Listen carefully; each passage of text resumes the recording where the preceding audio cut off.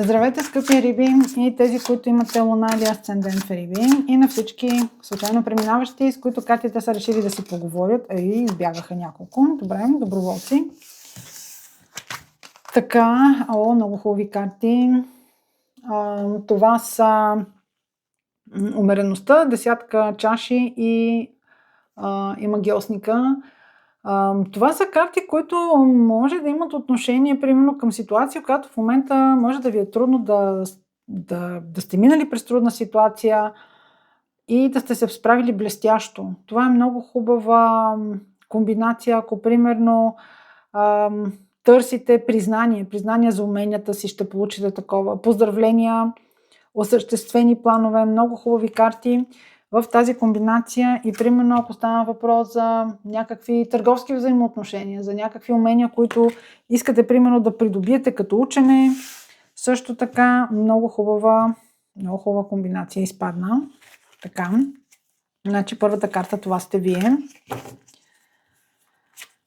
Започваме с двойка жезли.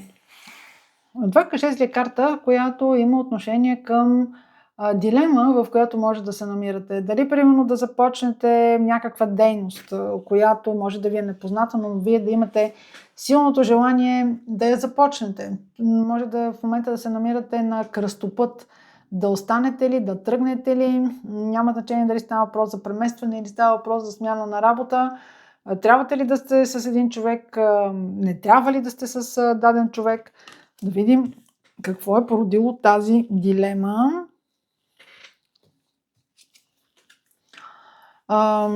Това, което е препятствие, е петица мечове. Петица мечове е взаимоотношения, които са били проблематични. Сега, ако сте примерно в ситуация, в която самочувствието ви е било накърнено, примерно може да си задавате въпроса: аз заслужава ли си да продължавам да седя в тези взаимоотношения или да съм в тази работа? Трябва ли въобще да поддържам такива взаимоотношения около себе си? Така че, особено ако миналото е било трудно за общуване с някого, ако е имало обида, вие сега може да обмисляте промяна. Тази карта доста ви дърпа назад като възможности, просто има нещо неизказано. Има нещо неизказано, което ви искате да го оставите зад гърба си. И все пак не сте категорични, че трябва да гледате само напред, само в другата посока. Още една двойка. Как се стигнало до тук? Двойка пентакли след двойка мечове, след двойка, жезли. Може да е имало промяна на работното място. Възможно е, примерно, да е имало промяна в взаимоотношенията между колеги. Защото малко или много тази карта на петицата мечове, тя дава отношение, което не е било никак любезно, не е било дипломатично и вие е възможно да сте обърнали, както се казва, другия тефтер. Тази карта на двойка пентакли също показва, че в миналото, минало, това не са миналите 5 години, примерно това може да е половин година сам или някакво обозримо минало. Все пак гледаме къде се намираме по-настоящем. Възможно е да са се сменили вашите материални планове. Примерно сте имали едни материални цели, актуализирали сте ги. Въобще може тези материални цели да не са ви приоритетни в момента. С тази двойка пентакли нещо се е сменило, променило дали в работата, дали в материалния ви статус, дали в материалните ви възможности. Също в миналото, да, изолация и доста чакане, тази четворка мечове. Временно е било това. Временно сте се отдръпнали, временно сте се свили във ъгъла. Тази карта казва: не ме занимавайте с вашите неща, не искам да попадам в тези интриги, не искам да ми говорите за проблемите си. Просто вие може би сте си имали достатъчно свои и това е било така един момент на изолация, доброволна, за да си прочистите мислите. Тези отношения не са били никак лесни. Така, вашата нагласа, императора. Сега, Вие първо е възможно да се борите за някакъв много голям прогрес. Обикновено императора идва като позиция, която е много висока. Сега може да се борите за ново работно място на по-висока позиция. Възможно е да чакате предложение от човек, който е влиятелен, отново за някаква висока позиция. Също така, тази карта показва, че може би имате покровител. Покровител, който сега дали го подозирате или не го подозирате, но това е човек, който е с власт и който по един или друг начин ви подкрепя. Това е доста консервативна карта. Възможно е да сте избрали във вашето обкръжение човек, който просто е стабилен, на който може да се разчита. Няма значение той дали примерно е свободолюбив или не, просто той носи стабилност. Също може да е тема около някаква голяма структура, да се движите напред на по-висока позиция или нещата да зависят от човек, който е много, много, много нагоре в иерархията. Бъдещето. Тройка чаши. Много хубава карта на позицията на бъдещето. Тройка чаши дава поздравления, дава празнуване. Няма да сте сами, ще имате около себе си хора, които ви подкрепят. Отношенията ще са добри. Това е много ведра карта.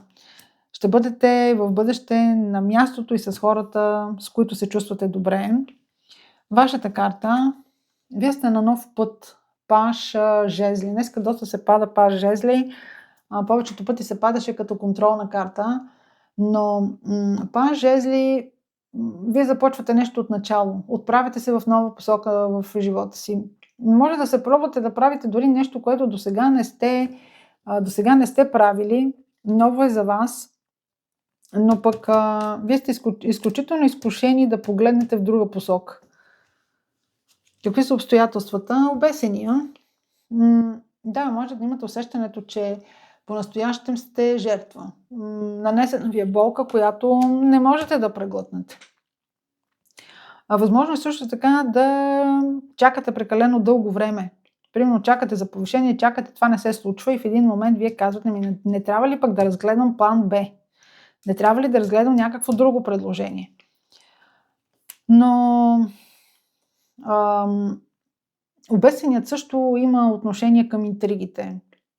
И тези неща около вас може и да не са спрели. Интригите да не са спрели, злословенето да не е спряло, това съскане около вас, от което вие сте имали нужда да се изолирате, то просто да не е спряло. Или най-малкото вие го носите със себе си. Вие го носите със себе си, възможно е това до голяма степен да ви, както се казва, подрязва крилата. Какво не искате? Справедливостта на позицията, която не искате. Сега, справедливостта обикновено има отношение към документи, договори, съдебни дела. Ако става въпрос за някакъв съдебен процес, определено не искате да се минава през съдебен процес, но тук има карти, особено ето тези двете. Справедливостта и императора. Те имат отношение към иерархия, с която трябва да се обвържете. Сега това може да е, примерно, ако е в личен план, може да е човек, който ви предлага брак и вие обаче нямате екзит стратегия, нямате вариант, в който да мръднете. Това въобще може да е предложение за договор, а вие не искате да се обвързвате по юридически начин. Няма значение дали става въпрос за личен живот или за личен живот или за работа. Просто ако може да някакси да не официализирате съвсем нещата, може би за вас би било по-добре. Но тези двете карти много добре играят заедно. Каква е развръзката? Развръзката е чудесна. Звездата на позицията на развръзката. Нещата ще ви се получат. Ще получите това, което искате.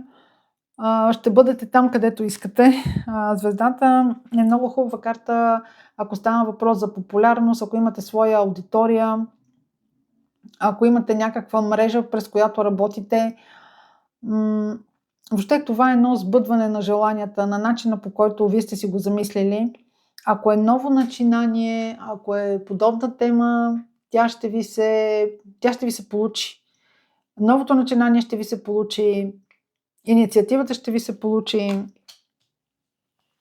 Така, една допълнителна карта. Тук има мечове, има жезли, има чаши, пентакли, да, има някакви пентакли.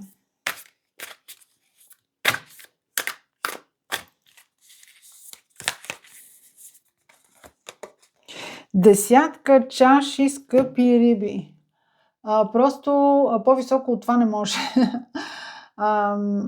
Реализацията ще надхвърли и най-смелите ви мечти. Това ще бъде изпълнение на желанията ви, такива каквито ги искате, такива каквито си ги представите. Как беше? Звезди в очите, вятър в косите ли? Какво беше? Може да го донапишете в коментарите. Но това е момент, в който вие ще се насладите на радостта си, на момент, в който празнувате. Може да приемате поздравления, ще бъдете с хората, с които искате да бъдете. Ако организирате, примерно, някакво събитие, то ще мине много добре. Много хубава карта. 3 карти Ленорман.